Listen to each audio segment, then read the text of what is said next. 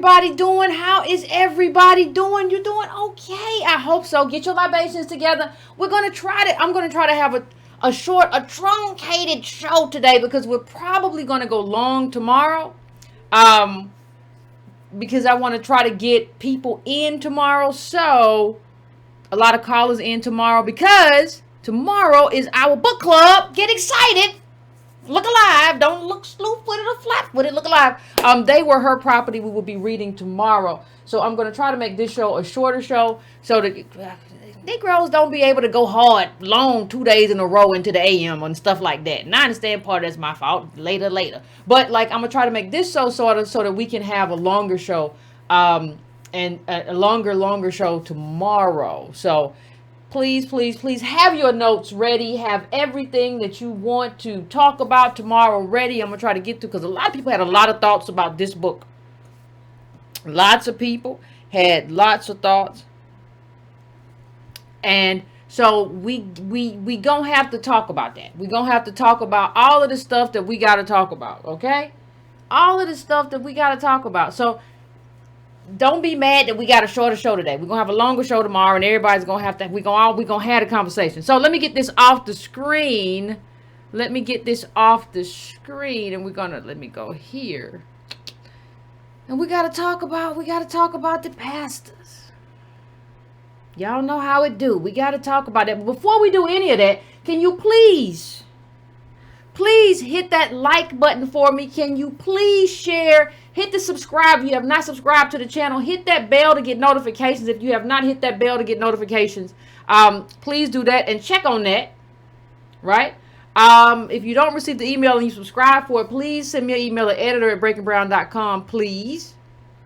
I would appreciate it. If you want to donate brown.com and patreon.com/ycarney. But please give me your email. Give me your email if you do not mind to subscribe to brown.com. That is very important to what we're doing and how well we are able to control what we're doing. Now, before we get into the conversation that we are going to have today, I want you to just kind of be reminded of who we are. I haven't shown this chart in a while, but we should always show it because it is very important to understanding who we are and our wealth positionality. And sometimes I forget that there are people who have not seen this chart. Now, bottom 50%, this is to provide, I like to frame. You all know I like to frame stuff. Let's frame this.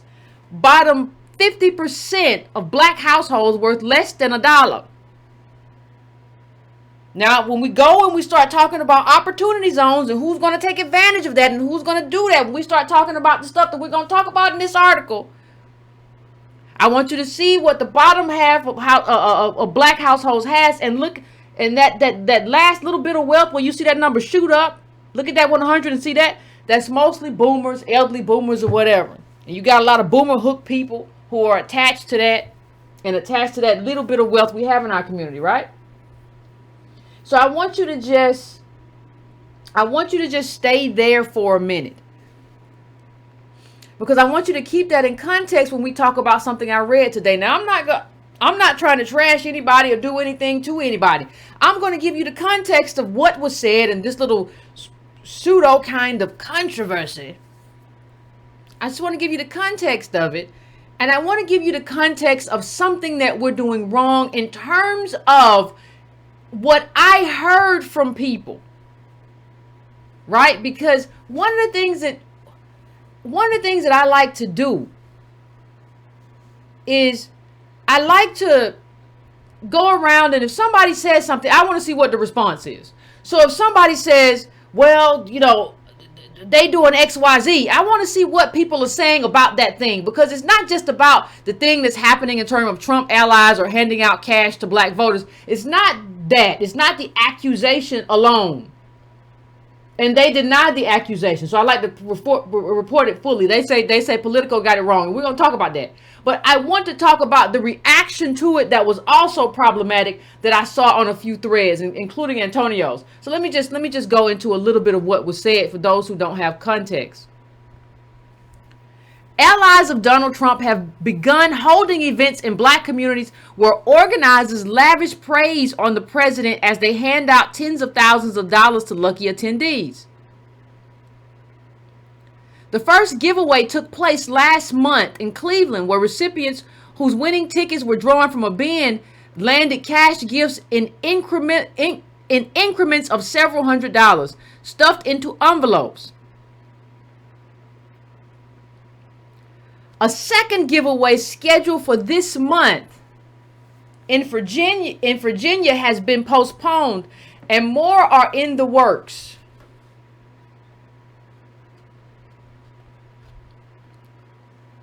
The tour comes as Trump's campaign has been investing its own money to make inroads with black voters and erode Democrats' overwhelming advantage with them. But the cash giveaways are organized under the auspices of an outside charity, the Urban Revitalization Coalition, permitting donors to remain anonymous and make tax deductible contributions. The organizers say the events are run by the book and intended to promote economic development in inner cities. But the group behind the cash giveaways is registered as a 501c3 charitable organization. One leading legal expert on nonprofit law said the arrangement raises questions about the group's tax-exempt status because it does not appear to be vetting the recipients of its money for legitimate charitable need.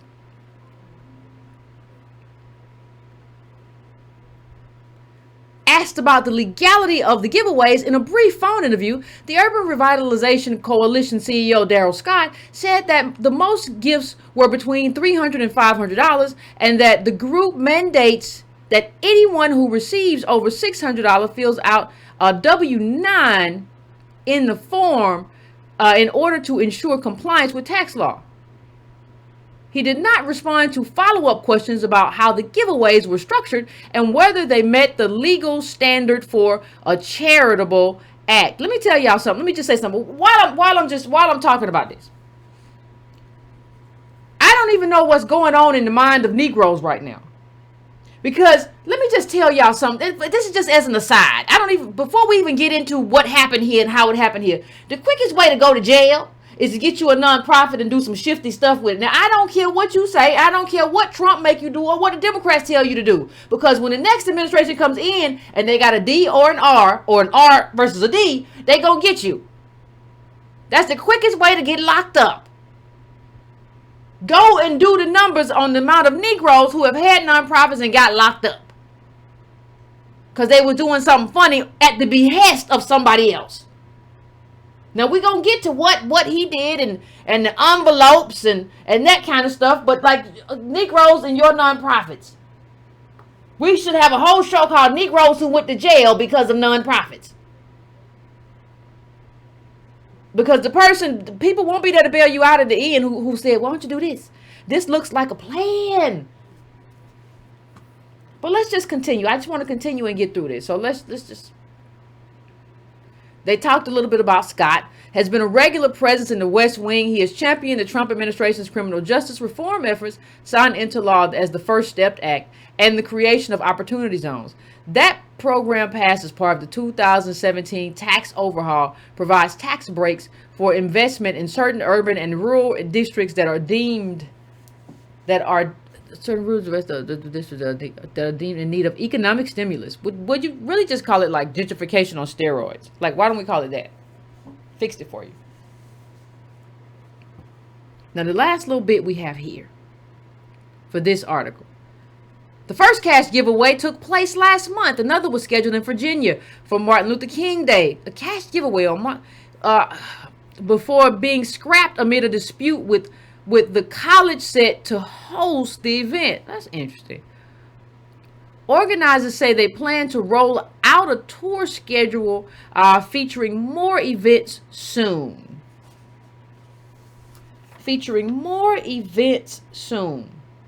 Now I have a lot of thoughts. Because one of the things that I saw, and let me see if I can bring up this, some of the tweets, because I want to give everybody a chance to answer for themselves, right? I'm not trying to trash anybody or anything. I want to put up the tweet where he tried to answer to the Politico article, and we'll talk about that. I just want to make sure we get that in. So now Democrats are afraid that blessing black people around Christmas with monetary gifts somehow buys black votes. Maybe we should have had a rap concert or giving out hot sauce to the community for Christmas, since Dems think all blacks want to do is eat, rap, and dance. Now that ain't you didn't lie right there. You did not lie. Dude, he didn't lie. He didn't lie right there. But what happens? See, I saw a lot of people saying, well, you know, he's giving out cash. At least he's giving out tangibles. Tangibles is tangibles. Now, he's exactly right in terms of how the Democrats pander to us. I got hot sauce in my bag, swag. What that's supposed to mean? Even if you got it in there, why do I need to know? Why do I care what's in your bag? Swag. So, the pandering that is happening, he's exactly right about that. But what you can't do that and say, well, the Democrats are pandering, so I'm going to go Republican. Or the Republicans are not anything, so I'm going to go Democrat. One of the problems that we have to talk about and we have to work our way through is that we're too much of a reactionary and binary group. We're too much of a reactionary and binary group. Well, what? I don't understand what you mean. Well, here's the thing. Here's the problem. The problem is all those people I saw today online who were kind of co-signing, well, he's right. And he is right. You can say somebody's right without saying I'm going to be with Trump. You can say somebody's right about criticizing Democrats without saying I'm going to be with Trump. You can say somebody right about criticizing Trump without saying I'm going to be with Biden. He's right, but you don't have to be reactionary and knee-jerk in your response. So he criticizes Democrats in terms of cozying up to rappers. You know, Obama did a lot of that. I'm going to hang out with Jay-Z and I'm going to be cool and I'm going to do black respectability politics. I'm going to wag my finger at you at graduation and say no excuses, but then I'm going to talk about how Lil Wayne is on my playlist. I'm going to do a whole lot of contradictory stuff as Obama and hope nobody notices. Obama did a lot of that. So he's right about how, you know, and from Kamala and Cardi B, he's right about that. There's no disputing that. There's no disputing that Democrats pander for the vote. That doesn't mean I'm a Trump supporter. That doesn't mean I'm okay with you handing out cash even for charity. That's a reactionary thing. You're being a reactionary person if you say, well, Democrats ain't giving us nothing, I vote for Trump. Well, Trump is horrible, so I gotta vote for the Democrats. That is reactionary, binary, reflexive, knee-jerk thinking. We have to get beyond knee-jerk politics. Knee-jerk politics is what got us here. Knee-jerk politics where you decide that, well, what I'm going to do is just go with the other guy if the other guy make me mad. And don't do what I need him to do. Well, the Democrats are off. I'm just going to vote for the Republicans. Well, the Republicans, they don't have what you want in mind either. Well, still, at least they're giving me something. See, we have to get out of the at least it's something mindset. Let that go. Get out of the reactionary mindset and get out of the at least it's something mindset. You have to start thinking for yourself and tell yourself, what does that something do? That something that you're talking about, what does that something do? What does it transform? Does it uplift the community? What does it do? Because I have a problem. The problem I have with giving people money in a bag, because while you're doing that, you're walking around the room and you're talking real good about Trump, right? And let me just say, I would have the same problem if I heard Democrats were doing a quote unquote giveaway for Christmas and they were walking around within the room talking about, you know, Biden is he's the go-getter. You know, Bernie's not a fence sitter. I would have the same issue. Because we have a history. When you hand out cash, whether it's bingo or the lottery, we have a history that triggers something in us. Because of how we view Because poor people have a different relationship with lottery and money and cash prizes than other groups do. So that triggers something in us. Let me just bring something up really quickly. There was a good article a while back about it was in a newsletter about getting rid of the lottery. And let me just read it, because I think about that when you talk about this man passing out envelopes full of the monies. I want to just read a little bit of this. Despite the 1 in 292 million odds of winning the multi-state Powerball jackpot, you had a greater chance of dying from a falling coconut, which is 1 in 250 million. Americans spent $71.8 billion on lottery tickets in 2017. The bulk of this revenue was generated by the largest consumers of lottery tickets, who also happen to be the poorest of Americans. Guess who is the poorest of the poor? Just take a wild guess who is the poorest of the poor of Americans. That's us. According to a 2004 study conducted by Cornell University Professor Garrick Blaylock, the lottery is the most aggressively advertised in impoverished communities, particularly minority and rural communities, rural white neighborhoods. The predation of the lottery on the financially insecure leads to what Blaylock calls the desperation hypothesis. Those in the direst financial circumstances turn to the lottery as a Hail Mary strategy. And let me say this, it's not just the physical lottery. Shout out to whoever sent me that podcast. Somebody sent me a podcast, and shout out to you. And on the podcast, it was talking about there was a town in Texas, I think, and there were little white kids and little black kids. And there was a man who found out about CTE, and he basically rooted out. It was on the New York Times Daily. That's the Daily. It's called, if you look up the Daily on the podcast, you can find it. It's about 30 minutes long. And they got rid of football for the most part, because they were like, no, not my child. Not my little white baby ain't finna have no brain damage because no, I didn't know this. I didn't know this information. Now that I know this information, I'm finished. Get out of here with that. So they got rid of the football. But what happened, black people started outside leagues with their kids. They started whole little outside leagues that were outside of the system, the school system or whatever. They started a whole nother little league. And you listen to it, there's a point when I'm listening to it, and it's almost cringeworthy, because there's this black coach and he means well. But he's talking about, the first time his kid got hit and he thought something was wrong with him, and he went and he looked at him and he was all right, and he said, you good now, you gonna never get hit harder than that on this field. And I thought to myself,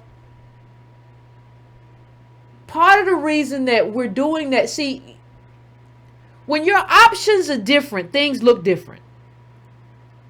And your choices are going to be different based on what your options are. So if you really have a true option of your child becoming a scientist, of your child becoming an executive, of your child becoming, his engineer, fulfilling his potential. If you have the gamut of options, what that means is that you look at football differently. And you're like, nah, maybe not. I might let that one go.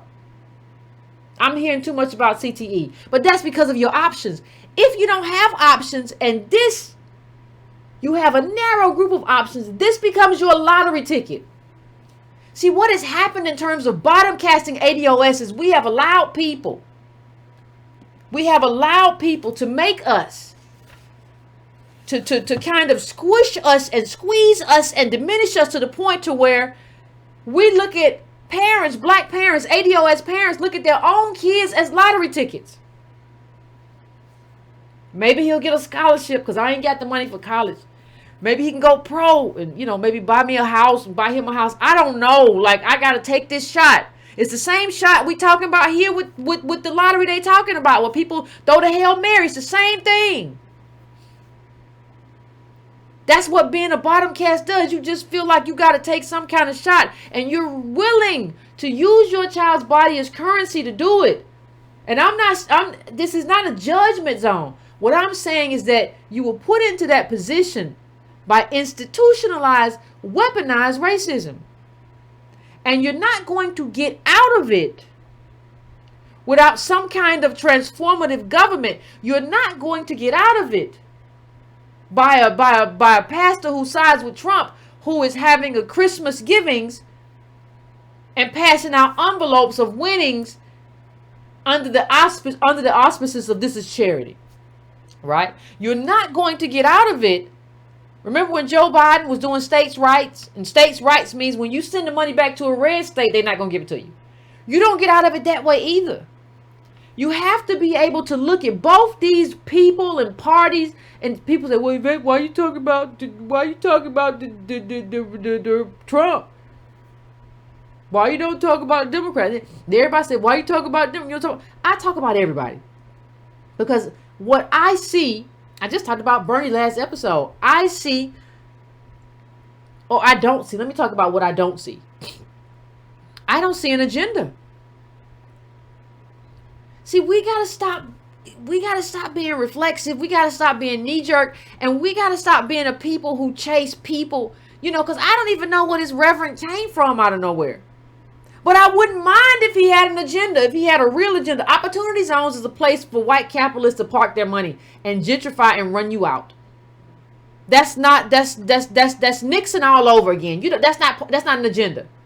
Kudos on criminal justice reform. That's not enough for what you pushing when you pass around envelopes full of money. And for all of you who are out there saying, "Well, that's tangibles. At least that's tangibles. It's something tangible, Yvette." Well, I mean, my shoe is tangible too.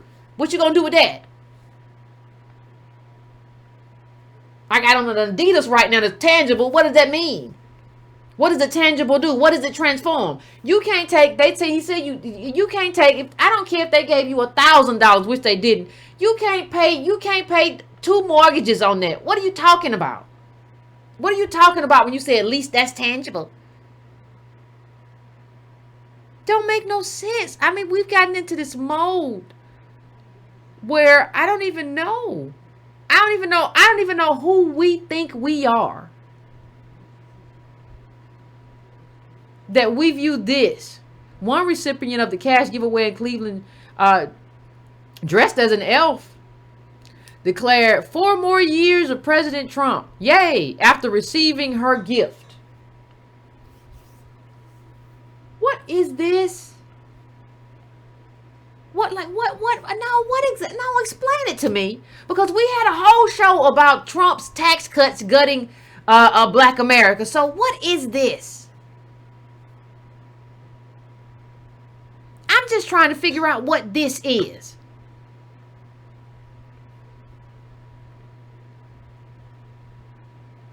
Sounds like this. The lottery is a narrative of false potential, pacifying the ever more precarious masses by dangling in front of us, a shinier, better life that you never get. 4 more years of Trump based on that. Just like Yang running around here trying to give us universal basic income, reparations for everybody else. You never paid us, just give everybody $1. Like we talked about last episode. Everybody is saying the dumbest stuff. And you don't get to just say, "Well, the Democrats are off, I'm running over here. Oh, the Republicans are off, I'm running over here." No, you get to be, what we get to be is an agenda-driven group. I don't know who this man is, but if he had our agenda, like at ADOS101.com, we have to be an agenda-driven group, not an individual-driven group. I don't care about him or anybody else. What's the agenda? All I care about. Don't tell me, well, he was a pastor here. I don't care. What's the agenda? Okay, what does the agenda look like in terms of the budget? Is there a reparations framework? I'm not saying everything has to be done this year, next year. We can work out how this thing is staggered in time. What is the agenda though?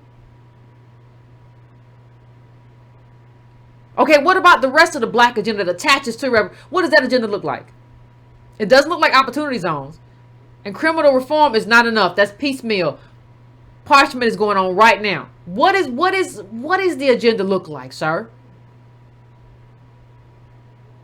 And I can ask that of him, just like I can ask it of Biden. I can ask it of anybody. I mean, you cut welfare, you cut SNAP, and let me. I had a clip of something he said about it. Oh God, let me see if I can find it, because he said something that I found profoundly troubling. Oh, here it is. Okay. Let me bring this up. Will somebody please inform Democrats that welfare was never intended to be generational? It was intended to be temporary assistance until one was able to become self-sufficient again, not something passed down from parent to child.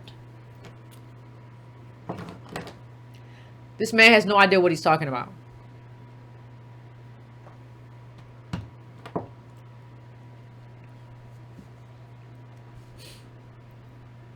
This man has no idea what he's talking about. Because let me tell you something.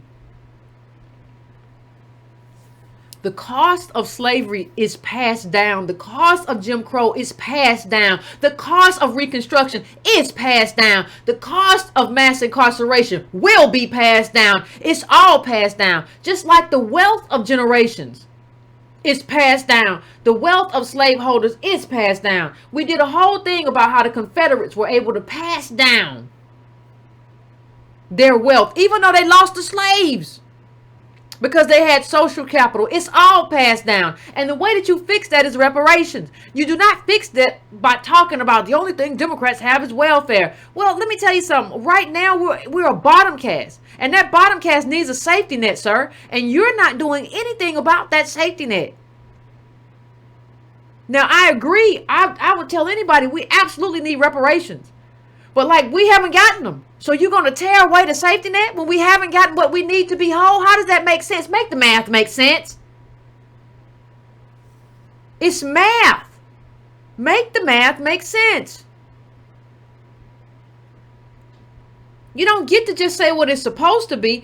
That should tell you something. See, you know how you know people ain't right? That should tell you something. The fact that we, are disproportionately on these programs. Unemployment is historically, all the time since we started counting unemployment, has been twice as high as white people. The fact that our numbers look the way they look should let you know it's something going on here that has nothing to do with the individual ADOS person. There's something else afoot. Daryl Scott, pastor, there's something else afoot. It's institutionalized, weaponized racism. That's what it is. And he's basically trying to steal the black vote. He's stealing the black vote in exchange for envelopes full of cash and winnings. And that's because we love the winnings. Because we when you don't have anything, a lottery ticket is at least a shot. It's a shot that you ain't gonna get, but it's at least something, and you feel something. Something. It's a lottery ticket. Gosh, it's something for me to have some kind of hope and look forward to. And so you kind of take that mentality when you do the charity. You didn't do the charity in terms of some type of program, right? You didn't do the charity in terms of we donated this to the soup kitchen that operates in the neighborhood, or the home for the homeless people. You gave out cash prizes for a reason. I don't like it, but I'll let you defend yourself. Let me bring up one more thing he said, because I don't want to disparage anybody. I'm just telling you that none of these people are right. That none of these people, left and right, are not agenda driven. We talked about Bernie the other night and Joe Rogan. Then we talked about this. They're a problem.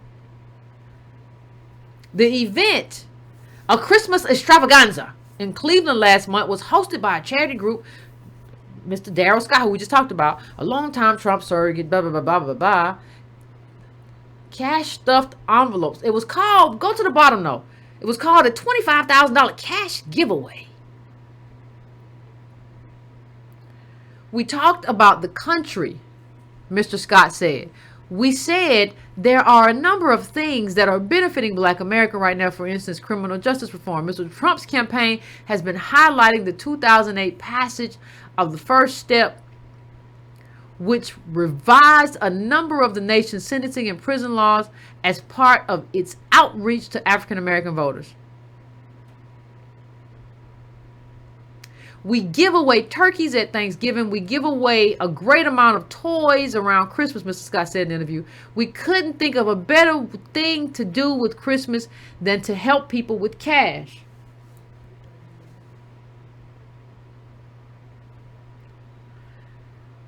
Now, see, I'm not... You're in a different position now, but even with the turkey thing, I always appreciate people who give turkey. I think that's wonderful. But I don't think that we understand that as a group, that a turkey at Thanksgiving, that's wonderful. And it's absolutely wonderful. That's not enough, though, if the person that you're supporting in terms of Trump, cut, snap, is about to roll back, the rules for fair housing, right? Those things impact us. So it's almost like you want to cover that by going around and giving out money or whatever and trying to cover the ways that the Trump tax cuts hurt ADOS. That's what it feels like. That's what it looks like. And even under the tax cuts, white Americans gain the most. And it should be obvious as to why that was. Hold on a second, because who's making the most? The average income for white taxpayers is significantly higher than for Black or Latino taxpayers, said Meg Wee, the Economic Policy Institute's director. That's a huge driver. Yeah, they let me just say, what they're doing and what they did with the tax cuts is just redistribution of wealth, right? What we want them to do with reparations, that's what they do with tax policy all the time. They're just redistributing wealth. They just do it through tax policy. And so the people with the most money, who are not us, get the biggest tax cuts. And they get a windfall and we get nothing. But there's redistribution happening all the time. It's just not happening to or for us. So when somebody tells you why you're looking for a handout, no, you give handouts all the time. This tax cut is a windfall. How many new millionaires did Obama create? White millionaires, right? How many, the luge of money that went to white people. Especially, that's redistribution of wealth. Happens every day. But we need more in terms of redistribution than an envelope with some money in it. And let me just say this. Part of the reason everybody talks about this whole get the bag culture and getting the bag and who gets the bag. Part of the reason that we never get the big bag in terms of reparations is because there are too many people who are ready and willing and able to get the little bag. So we never get the big bag as a collective because there are too many individuals who are more than willing to take the little bag. So if you're going to take the little bag and just try to convince us of something and subvert politics and tell us that the politics that we really need and want is not possible, if you're willing to do all of that to get the little bag, we never get the big bag as a collective because you're too busy as the individual trying to get the individual bag. At a certain point as a group, the collective bag has to become more important, far more important than your individual bag. Your individual bag don't matter. Really, you don't matter. I don't know who told you matter, but you don't. I don't know who told you matter. That's your thing. I'm tired of people. I don't care whether it's Trump or Biden or Sanders or Elizabeth Warren. I'm tired of people who claim to fame as being in the room with one of these people. That's their profile picture. That's their Twitter picture that's being in the room. You're not a player. You're a puppet.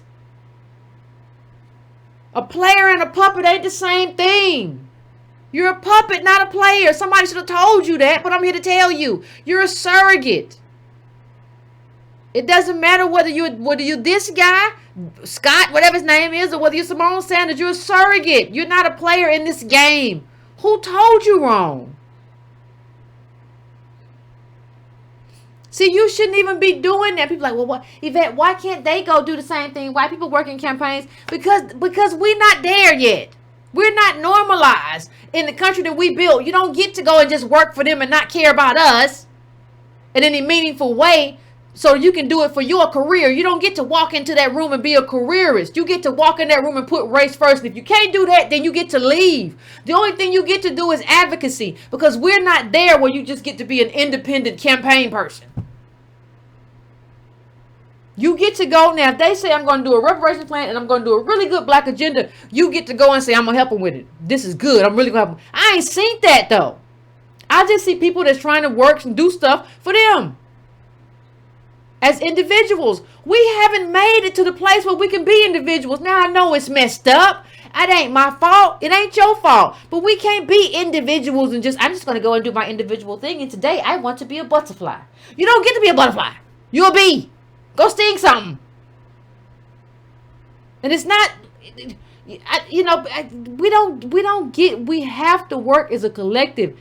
We're not the majority. We're 14% of the population. We don't get to do what other groups do in terms of like, you all white the same. Y'all go do it. Okay, you Indian American, but you've accessed whiteness. You get to go work whatever.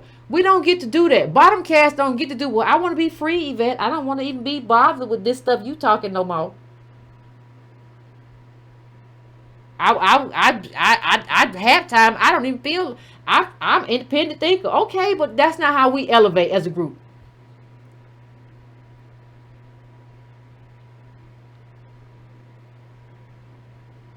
You know, this man, when you look at Trump, he cut SNAP. When you talk about ADOS eating, the rules in terms of discrimination, when you tell me you can't find an apartment or a home, he cutting that back. Welfare, I mean, but you got an envelope for Christmas, so, you know, you got opportunity zones. You probably even understand opportunity zones, but you and you say he enticed hip hop people to come get the bag too through Trump. Yep. Yeah. At this point, I don't even understand what you're talking about. Because the only reality is really this. This is the only reality.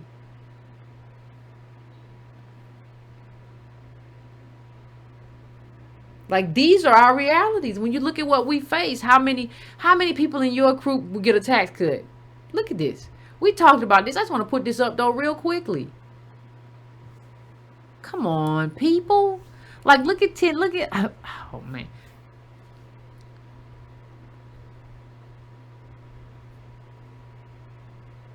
Is your kid going to college? Low-income students can't afford more than 90% of the colleges. There is no envelope in a bag that is going to fix that. Not a one. Not going to happen.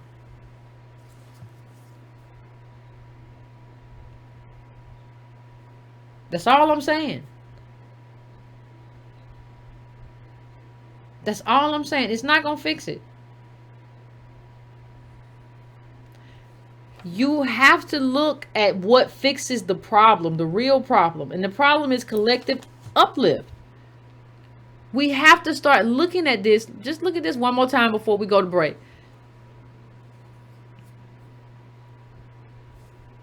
You don't need a lottery. See, everybody wants us to play a lottery. We don't need a lottery. We need an agenda. We don't need a lottery. We need an agenda. We need collective uplift. We can't be a group that's harvested Somebody put up the video. I think it's Adolph's Beasy. Appreciate you about the plasma show I did. We're being harvested. We are this country. We are the gasoline. Our failure is the gasoline that this country runs on. We can't live like that though. And an opportunity zone and some criminal justice reform, which is decent, doesn't fix it.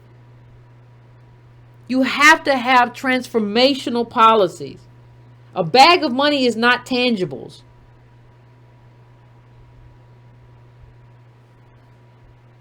And before I go to break, I just want to reiterate, like, we have to get rid of that mentality. What mentality, Yvette? That mentality of like, well, at least it's something. How long you gonna do that crumb thing, that crumb snatching thing y'all doing? At least, I mean, it's something, Yvette. You know, we got to start somewhere. Start somewhere. You know how long we've been in this country? What you mean, start somewhere? Anyway, gonna go to break. Like I said, shorter show. Gonna go to break. Give me a few minutes, as usual, to set up the phones. And I want to hear what you all have to say about the pastor and the envelopes and the charity and what needs to be done and how we think and why we have such trouble, like, not being binary, why we have such trouble focusing on like an agenda as opposed to like a person. It's becoming a problem. So give me a few minutes to set up the phones and we will be back.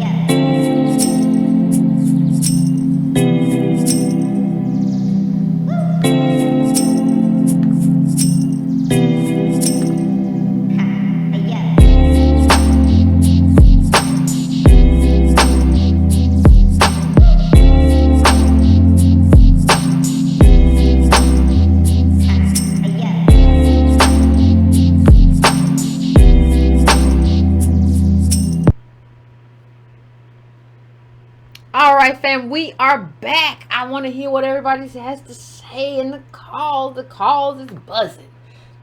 So, I want to go first. I am going to go to 617. 617, what's going on? What's your name? Where you calling from? Hey, Yvette, it's Reggie. How you doing? Pretty good, Reggie. How about you? I'm doing great. Another great show. I mean, I just had a couple of thoughts because it's so in line with kind of the time we're entering in with the primaries, and people are getting a lot more aggressive. And I really appreciate you for bringing up that we don't need to be too reactionary and whatever kind of half measures or little bags that they put out, that we stand on our square and get the big bag. Yeah. 10 to 12 trillion, that's the gap. If they're not trying to close the gap, we just shut them down. And particularly, I'm cautiously optimistic and kind of intrigued by how spicy Tom Steyer is getting with these tweets. Spicy, yeah. Every other day is reparations. It's reparations for breakfast, lunch, and dinner. But, at the end of the day, like you and others have said, what's the number? Yeah. Don't get sweaty. Stay on the square. What's the number? The ball was running around, and he was Obama before Obama was Obama. Nice thing to say, but what's the number? And I'm gonna keep it short. But another number I want to throw out, and I've told you this privately, Yvette, but I want to say it publicly because I feel like it really speaks to the awesome political minds that you and Antonio are. And that number is 3.5 million.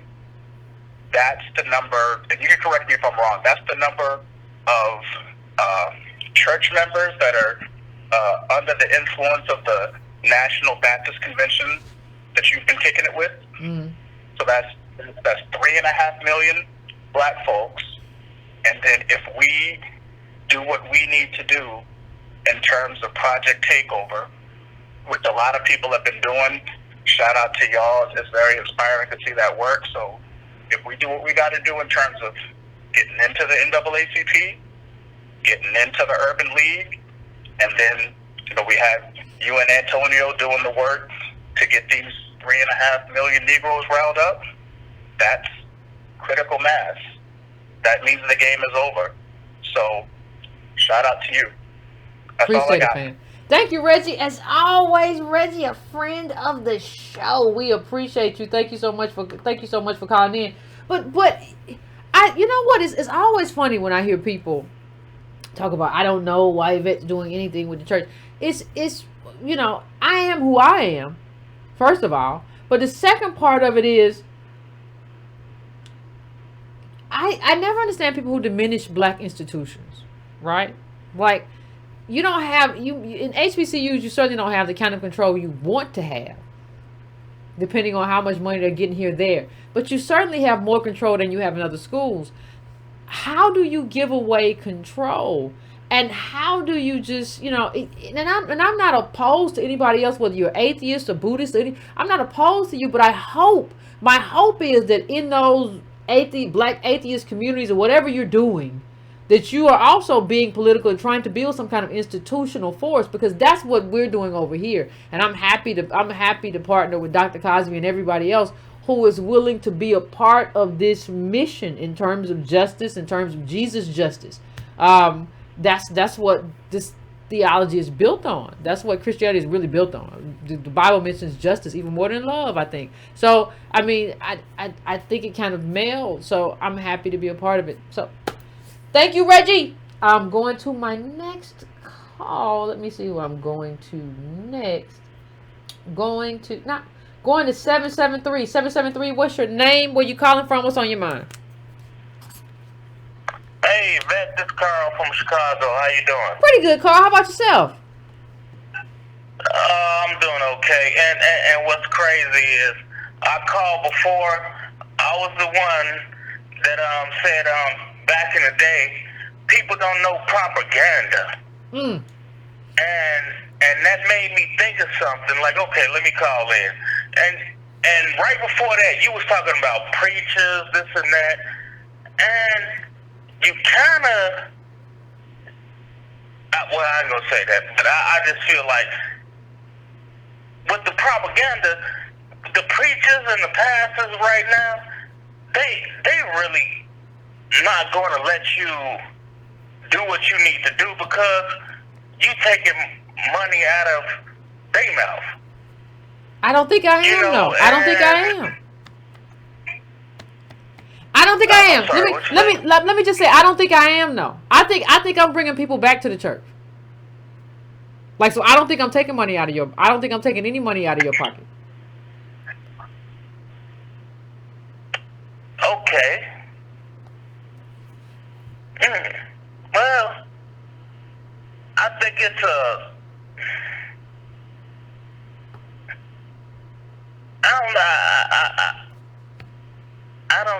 I don't see them giving anything back.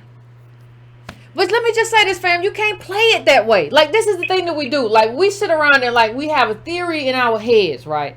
Of, let me just say this. In my interaction with Dr. Cosby and some of the preachers and pastors who interact with him, I have been very pleased with their theology and black liberation theology and what they want to do. So, like, in my interaction with them, I have been thoroughly pleased. So I don't think you can say, like, well, they're not going to do it. I think you have to say I think you have to say what MLK told LBJ. I mean what LBJ told MLK, make me do it, right? And I don't think some pastors will probably have to be pushed hard, but some of them not so much. Some of them have been waiting for the opportunity to really do something. I mean, not all pastors are. I don't want to mention any names of the pastors who I have problems with, but not all pastors are them. You got to see, and that's what it's like. We cover up for the ones that we know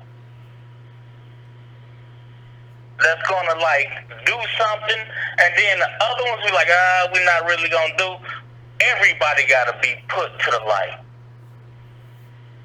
and that's where it's kind of iffy at, because they got the game plan down already. They've been playing this game for so long, and it's almost like, well, it is like they know what we gonna do. Don't nobody know what I'm gonna do. Sometimes I don't know what I'm gonna do. Like, you know that. No. You talking about the powers that be? Yeah. They don't know. Heritage to play like hot potato with us. Like, let's get these Negroes where we just passing things along. They know what they gonna do. It's been passing along from generation to generation. They know this they heritage.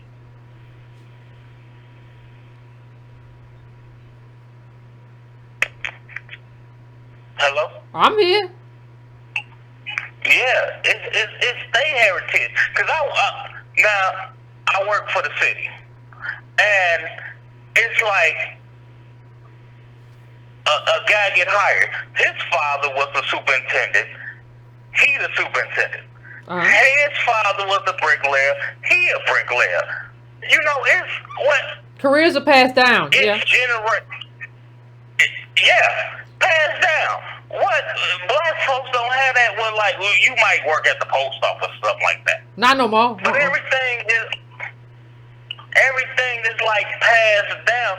It's like a game almost. Where like, and I said this before, where the people, the black folks that's in the powers to be, need to just wake up and be like, you know what? Stop it. But when will they do it? Now, when will we do it? Forget the powers that be. You have to make yourself the powers that be. Like, the question is, there are way more of us than there are of them. The question is, when will we overtake the powers that be who do this stuff and who leave us out and who cut us out? And when will we empower the good people who are in influential positions? Like, we have to in our numbers influence people who are and help people who are good people and who are in influential positions. And we have to take power away from some other people who are gatekeepers and doing bad things. It's not about when they're going to let us. It's about when we're going to run through the gates. yeah, I agree with everything you're saying, but you need that one spark with that one person. It can be the most simplest thing, and somebody be like, you know what? Well, let me hit this person. You need that one person to be like, okay, well, let's see. All and right. It has to be a black person that's with influence. You have to have it. All right, caller. I got you. I think I don't. No, I don't. But I'm gonna let you go. We're gonna go to this call. I got to be a black person with influence. I don't know. Y'all let me know in the chat. I might have got confused and lost it part of the way through, and I'm trying to, but I don't understand what happened. So in the chat, y'all figure it out and let me know. And I appreciate him, but I don't understand. I don't think I. Whatever. Going to the next caller. Let me see who I'm going to. I'm going to 708. 708. What's your name? Where you coming from? What's on your mind? Hey, Yvette. Hey. How you doing? This is Jason Wardell calling from West Chicago. Hey, you were out. Were you one of the ones out doing business? Yeah. Okay. Yeah, I was out. Here's the deal. I think what ADOS is facing is two things. Number one, we lack people who don't want to do the work, as you and Tone always allude to, from the top. But from an aerial assault, we're dealing with a lot of propaganda from the media, from music, from what they feed us in the movies we watch and the television shows that we see. And a lot of it is propped up through, from our artists and, the musicians and the athletes. So we're getting attacked from what we see, we're getting attacked from what we hear, so we're getting attacked from everywhere. Case in point, I was watching a movie a couple days ago with Taraji P. Henson where she can actually hear what men think. Oh, I remember that movie was in the theaters or something. Yeah, she was playing a sports agent, and so you had an athlete and his parents that was being pitched to have that agency represent him, and in the boardroom, her white counterparts created a video, and the video showed this athlete throwing money and pouring champagne and hanging out with women, and I caught it. In hindsight, I said to myself, I'm like, whoa, that kind of speaks to the totality of how we are propagated in modern day. Yeah. Whereas, white people or powers that be use certain trinkets like finances and ideals of success to put us in a thought process of dreaming and hoping that one day our current circumstances will be better if we just try harder. Ultimately, not recognizing that the data speaks a totally different ideal. And so what winds up happening is people start to run away from their harsh reality that whole pie in the sky ideal just ain't happening. Yeah. And we find ourselves running in circles time after time, thinking that we're going to advance in this lottery sort of way. It's crazy how people will line up to play lottery, but they won't line up for an agenda. Ooh, speak on that. It's very, very propagated. It's very, very intentional, and we're attacked on it in every way. So two things. Number one, I think the reason why a lot of black people have lost hope with the black church, not saying that all hope is lost, because it's not. There are black, like Dr. Cosby, there are pastors out there doing the work. It's just that the bad ones always get the press. Yeah, and they always get the money too. They always get the attention from the media. They never promote the pastors that's out there doing the right thing. Yeah, the media always prop up the ones that are doing the wrong thing. Yeah, we all saw Creflo's jet. We all saw Creflo Dollar jet, but we never saw anybody in the community doing anything. But how many media outlets was at Simmons College for the ADOS conference? One, one and like two local ones. Yeah. Two pastors doing two totally opposite things. They're both Christian, but one gets all the attention for the jet to actually demonize the church as a whole. And I think the reason why the media does that is because during the civil rights movement, the church was a quintessential base that drove Dr. King and the leaders of the civil rights movement ideals. So I think that's the reason why they use that and say, oh, we can't let the church be used as a tool to fight against white supremacy like it did in the past. No, we have to keep these ideals separate. We have to keep these folks under our toes so that they can't be used to galvanize black folks. And let me just say one other thing. Let me add one point to hold your thought to what you're saying. People don't realize too, like a lot of activists were pushing King. It wasn't just King as there were activists who were all not just with King, but there were other activists throughout the country who were like, we need to use this church, to do what we're doing because we want to do this. We need to use. And see, that's the institution. So you want to use the church and you want to use the people in the church to do the right thing, right? So this is an institution that we're going to use, and we're going to pivot towards doing justice. You're going to do the justice. We're going to push you to do what you say you about. We're going to push you to be about what you say you about. You say you about Jesus. Jesus was about justice. We're going to make you be. And activists too came into communities the King wasn't even in other communities, and the church was like, they already have a group of people who are there. They already have a structure, and they came into that structure with activism, right? That was in line with the teachings of the church.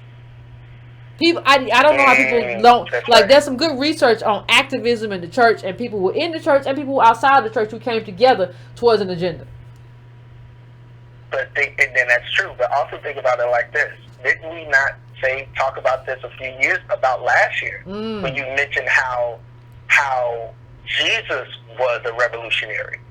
Yeah. We always talk about him in the form of servitude, but we don't necessarily speak to him about how he spoke against them selling stuff in the holies of holies and calling them, saying you didn't turn a holy place into a den of thieves. So we don't talk about turning over tables against the high priest. Yeah. Don't nobody want to talk about turning over tables, Jesus. Saying how they speak law in public, but then behind they do devious things.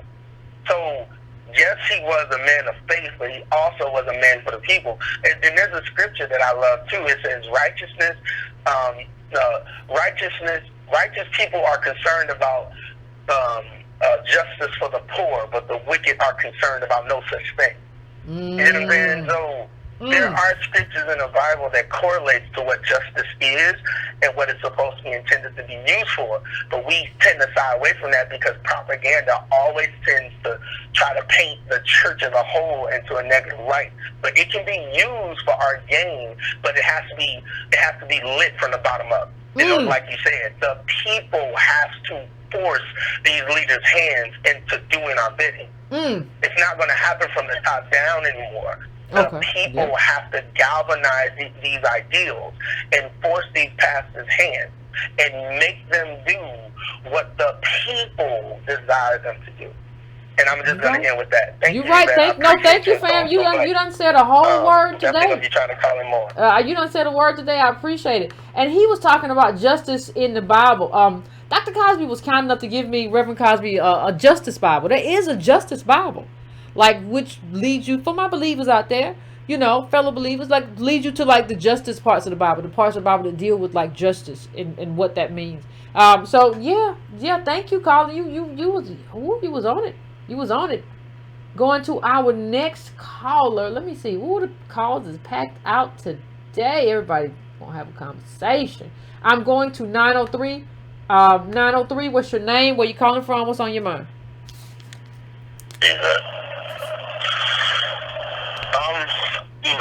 Searching, listening, but my point of view is this for us, right, is that you can't be primarily in a black chat room and use your hands. What others thought from way back when you and Army was talking,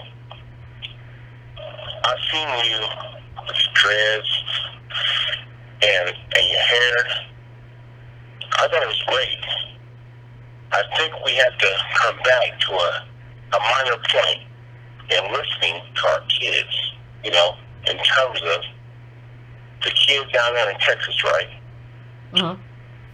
You can't wear a dress to school, but you can't wear a dress to school, but the other kids can have Confederate flags and have loud pipes on their trucks. Yeah. I think that's our basis to wait to come to. I really do. I don't think our fight is that big yet. I think our fight is more local in terms of getting our stuff straight. I really do.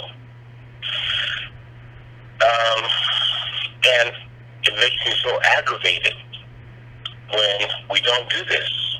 So that's my thought. Thank you, fam. I appreciate it. I appreciate it. And yeah, I don't have any problem with like starting local. Like I don't think there's any issue with that, because so much of like politics on the national level has been bought. Citizens United, that's a whole conversation. We've had part of that conversation, but it is what it is. I am going now to 214.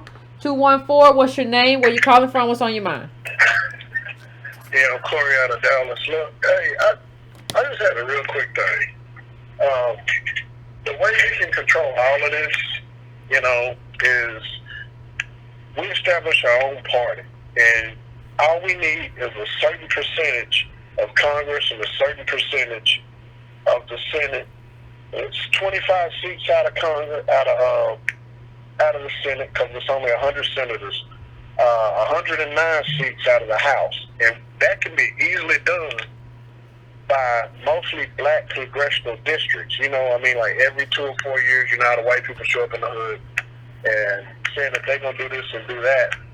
We could be doing that ourselves with our own candidates and putting our own. What? Let me ask you. On the local level. Okay, on a local level. Let me just say this. I'm just gonna ask a question too. I'm not saying nothing.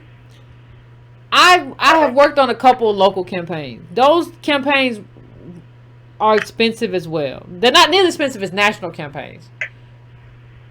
Yeah. Say again? How do you propose raising funds? See, the thing is, a party is what America has made. America has made everything about money. Now, I'm not saying everybody has to agree or disagree about whether or not. I don't want to get involved with people who are capital. I'm just saying that they have made everything about, like, remember the whole, what was that group? Chat, tell me, what was that group that went around, ALAC? It started with an A, that went around just throwing money into state candidates and state coffers. There was a group that did that was conservative funded. And that's, my only issue. No, I wouldn't. Go ahead. I said my thing would be, it would start like at a ADOS, like. Go ahead, Colin. Hello? Hello? Colin, you there? Can you hear me? I can hear you now. Go ahead. Yeah, I say my thing would be, it would start at the top, where, like, say for instance, like, you would have state chapters and stuff like that, and you and Tone, or you and whoever, or people, whoever, we just, like people, you know, that get decided, and everybody knows who everybody is from a state level, and then doing it that way. I mean, it can be done on the grassroots level in black districts. We don't have to involve anybody But let me just say this. Without money, right? Without the money that we need, you need a massive amount of organizing, like a massive amount. Yeah. Understand that we can't even get a massive amount of ADOS to get out here and do what we're trying to do. Heck, we've been fighting people who say that, like, it's about the culture the last, like, month and a half. And it's not about the politics.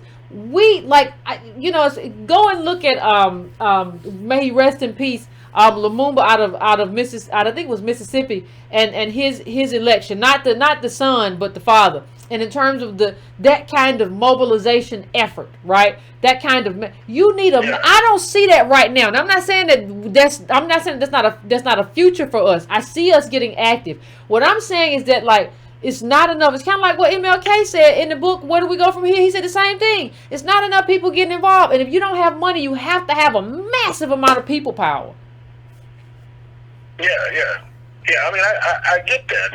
I'm just saying you'd have to involve like every sector of Black America. You know what I'm saying? From like the NOI groups to the what you call that, the NCOBRA groups to the Pan Africans to everybody. You don't even just need, you just need regular Negroes.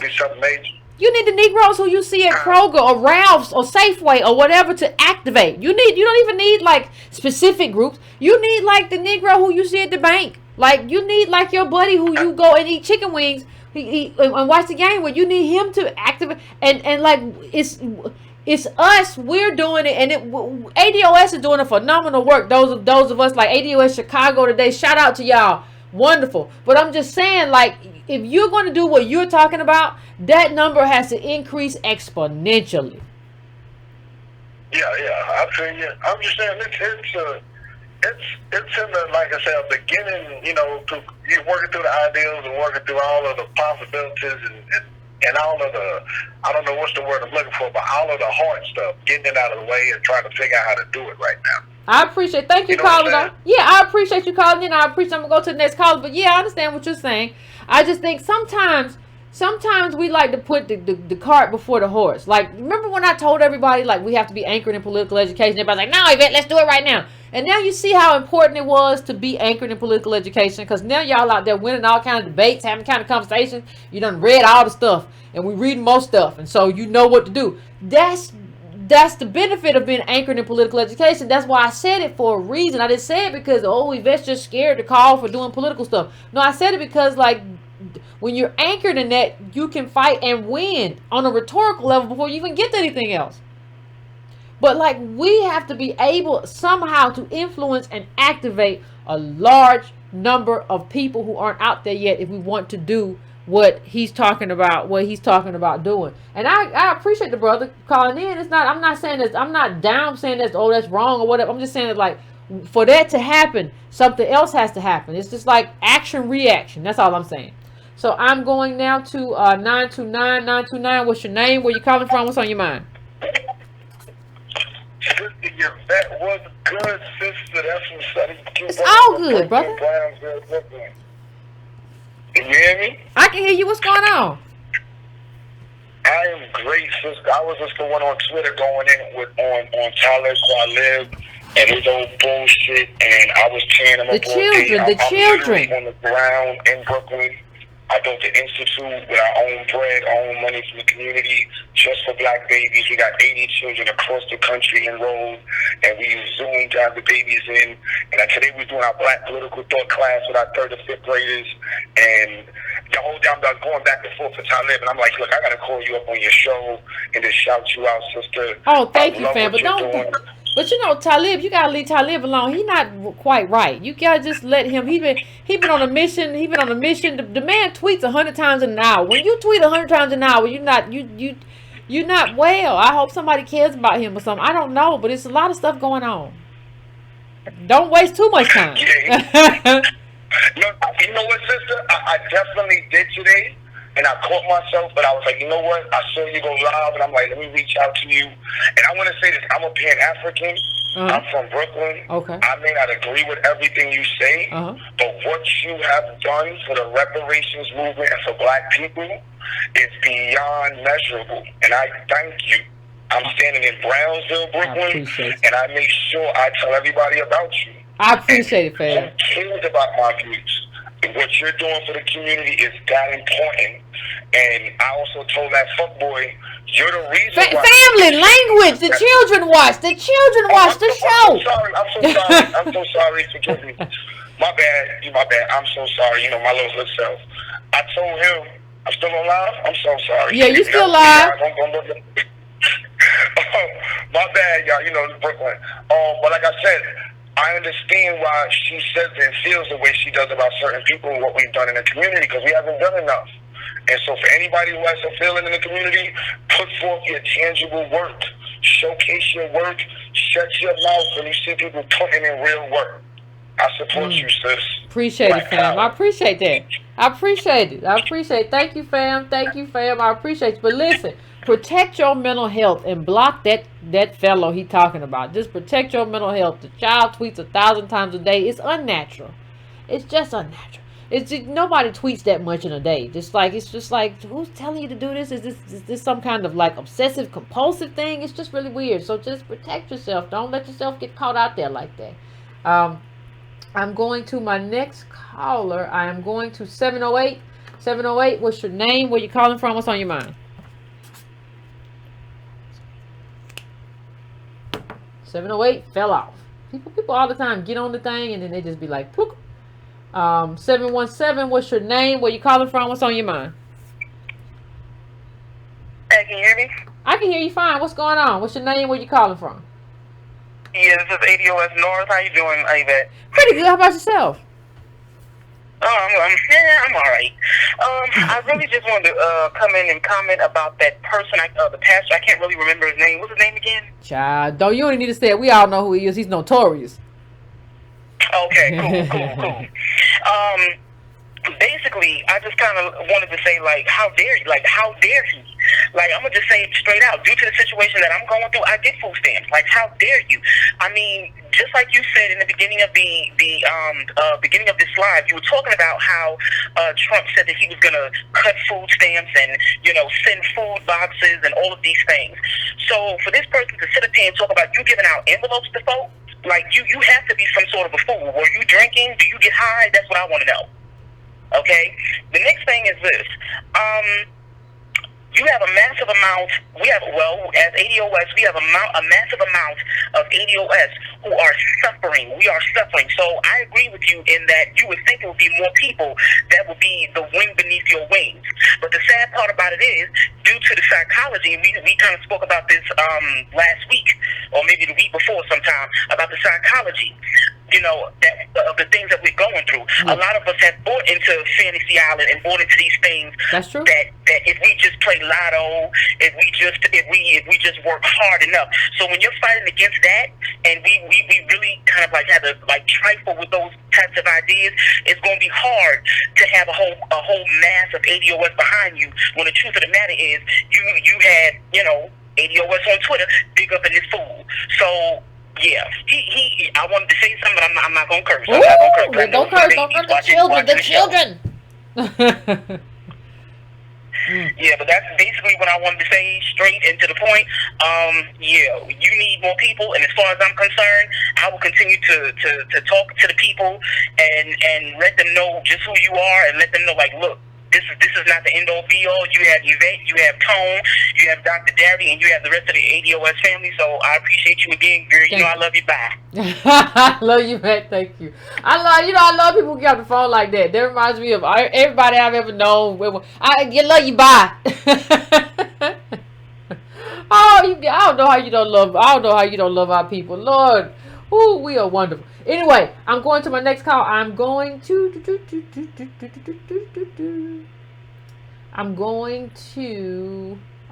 me see.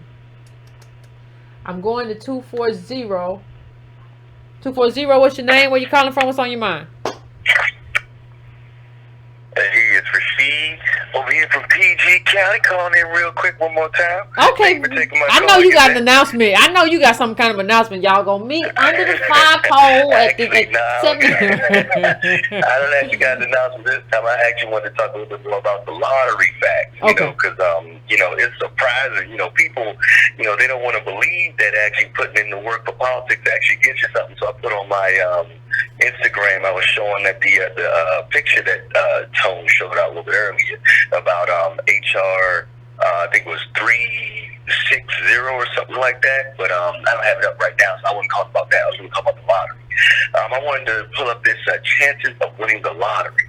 They said the odds are still slim. Now, I know we touched on this, but I just wanted to touch a little bit more on it because it said the odds to win the Mega Million jackpot in your state are about 302.6 million, and the odds of winning the Powerball jackpot are 1 in 292.2 million. It says combined two, and the odds of winning both jackpots for more than $1 billion comes out to 1 in 88 quadrillion.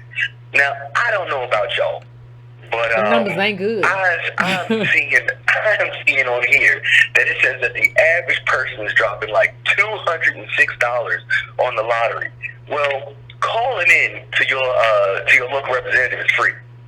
Asking them about town halls that are coming up that are probably going to be in your local library is free. Taking the bus may cost you about $2, but I'm telling you this right now, I've gotten over 15,000 interactions for my videos on Anthony Brown in District 4 over here in Maryland. And I have been up his behind since before October.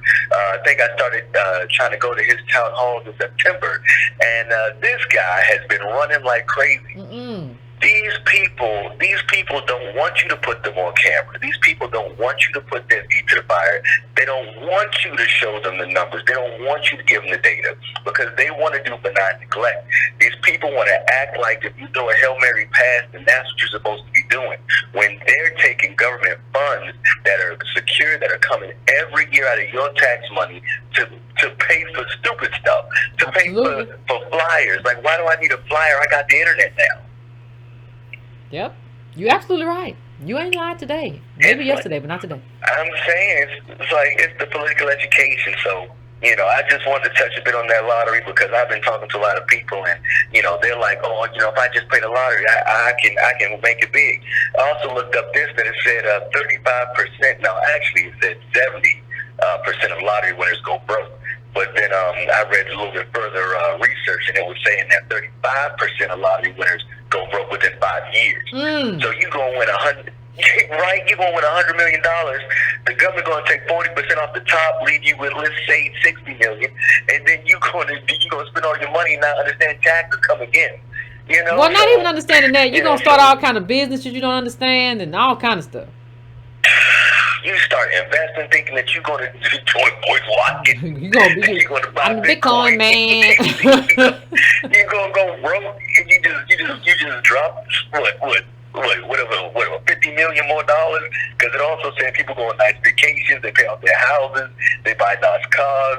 They had all the stuff in the world. I mean, like, people will take a shot will take a chance to shoot a gun off in the middle of the night and let that bullet hit them over just going to their local representatives and fighting for their community. Yeah. So it's real, when you were saying we need to get regular people in here, it's true. I've been talking to my girlfriend about this stuff, and the way we both grew up is just on the other side of the train tracks. And she's one of the people that were like, oh, we could do the stuff that's third.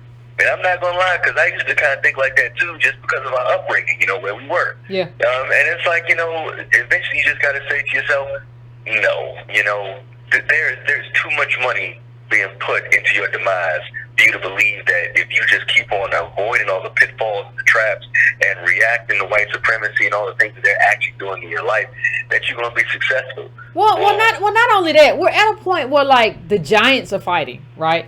So, like, there's been this whole calcification of wealth. So it's like Jeff Bezos fighting somebody else who's trying to come over here and do, like, similar business.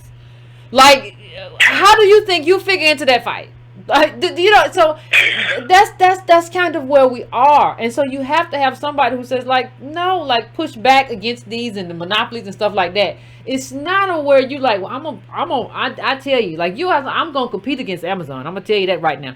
I'm gonna go in here and run it. That, Yvette. I'm so glad you said that. If you go on Amazon, you can look up. Not go on Amazon. If you go on Google, you can or DuckDuckGo, you can look up.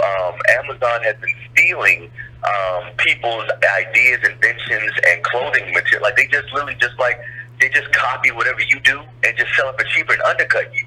So on my Instagram, seeing all these black businesses talk about, yeah, we can do this, we can do that. All you gotta do is shop black. You got money for weave, and you got money for Jordans, and you got money for Capones and weed and all this other stuff. And it's like, hold up, bro.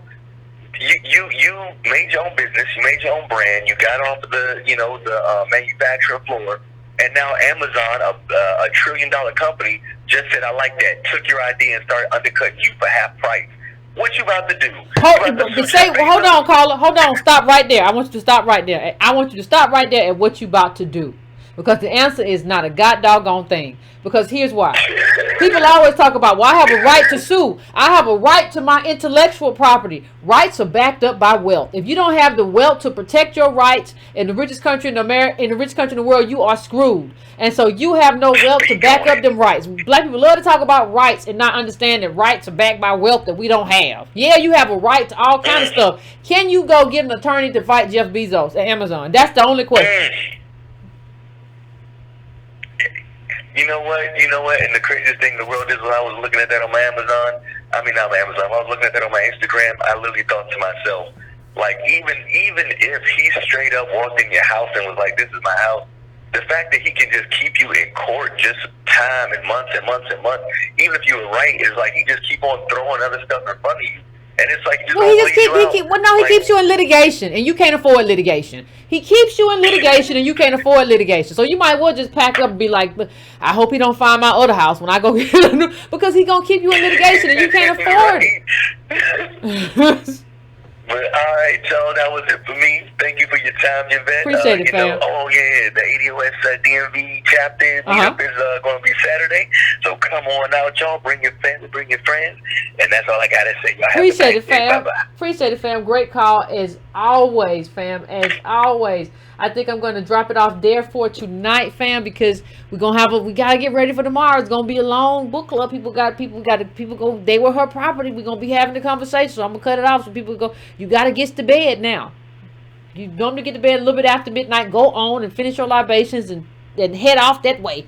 So tomorrow night, they were her property. Please join us. Please have your pages. Please have your pages bookmarked, and we're gonna have a whole conversation. And that show, the book club shows really usually run long. I'm gonna try to start earlier. We know how, but I'm gonna try to start early tomorrow because the book club shows usually run longer in terms of the conversation that we want to have. And this was a traumatic read. I probably read most of the book probably in the past 3 days. I think I probably read like. I've been averaging like 40 pages a day. So I wish I hadn't kind of done it that way. I wanted to be close to it the day of and just like have everything fresh, but it was traumatic. So whatever. But we will have the conversation. We will have the conversation tomorrow. Do not forget to hit that like button for me. Please do not forget to hit that like button. Please share. Please hit that bell. Please subscribe if you have not subscribed. I would appreciate it. You can go to donatebrown.com. If you want to donate, patreon.com/YCarnell. You can do all of that good stuff. Go to subscribe-to-brown.com. Subscribe tobrown.com and give me your email address. I do not bother you. So please do that, family. And don't forget to show up tomorrow night. If you did read the book, if you didn't read the book, you can still call in. You can still not call in. Sorry, that was a lie. You can still tune in. You don't call in if you didn't read it. You can still tune in and watch and, get an idea of whether or not the book will be something that you kind of want to, dabble into at some point or whatever. But till tomorrow, family, please finish your libations, get yourself ready, get your little highlighter together and decide which passages are most important to you and which points are most important to you for us to discuss tomorrow when you call in. Until then, fam, please take it easy and breezy, and I will see all of y'all tomorrow.